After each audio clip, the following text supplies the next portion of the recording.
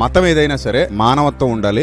ఏ మతంలో కొనసాగుతున్నా సరే మంచితనానికి చోటు ఇవ్వాలి. అది లేనప్పుడు అది ఉన్మాదమే తప్ప అది సరైన విధానం కాదు. మీరు చూడండి, మొన్న హోలీ రోజున చాలా మంది హైందవ సోదరులు చాలా సంప్రదాయబద్ధంగా చక్కగా ఆనందకరంగా ఆరోగ్యకరంగా హోలీ జరుపుకున్నారు. వాళ్ళ విషయంలో ఏ ప్రాబ్లం లేదు. కానీ కొంతమంది మూర్ఖులు రోడ్డు మీద వచ్చి పోయే వాళ్ళ మీద నీళ్లు పోయడం, చక్కగా ఇతర మతాల వాళ్ళు వెళ్ళిపోతుంటే వాళ్ళని బాధ పెట్టడం, వాళ్ళ ఆడవాళ్ళని హింసించడం, పైనుంచి వాళ్ళు కొత్త బట్టలు వేసుకెళ్తుంటే వీళ్ళ పైశాచిక ఆనందంతో తారు నీళ్లని పేడ నీళ్లని వాళ్ళ మీద కొట్టడం, వాళ్ళ మీద చల్లటం, ఇలాంటి పైశాచికత్వాన్ని ప్రదర్శించే వాళ్ళని అసలు ఏం చేయాలి చెప్పండి? అన్ని మతాల వాళ్ళు, ముఖ్యంగా హైందవ సమాజంలోని సోదరులు కూడా ఇలాంటి దుర్మార్గుల్ని ఖండించాలి. ఎందుకంటే బాధ ఎవరికైనా బాధే కదా. సో ఇది ఎవరు చేసినా తప్పే. ఎందుకంటే మానవత్వం లేకుండా మన పైశాచికపు ఆనందం కోసం రోడ్డును పోయే వాళ్ళని బాధ పెట్టడం, వాళ్ళని ఇబ్బందులకు గురి చేయడం ఎంతవరకు కరెక్ట్? ఎంతమంది, ఎన్ని కుటుంబాలు ఇబ్బందులు పడతాయి, ఎంతమంది అమ్మాయిలు ఆడపిల్లలు ఇబ్బందులు పడతారు. వాళ్ళు మన కుటుంబానికి చెందిన వాళ్ళు అయితే మనకే బాధే కదా. కాబట్టి ఇలాంటి వారిని దయచేసి అందరూ ఖండించండి. ఇలాంటి వాటిని ప్రోత్సహించే వాళ్ళని అసలు సపోర్ట్ చేయకండి ప్లీజ్.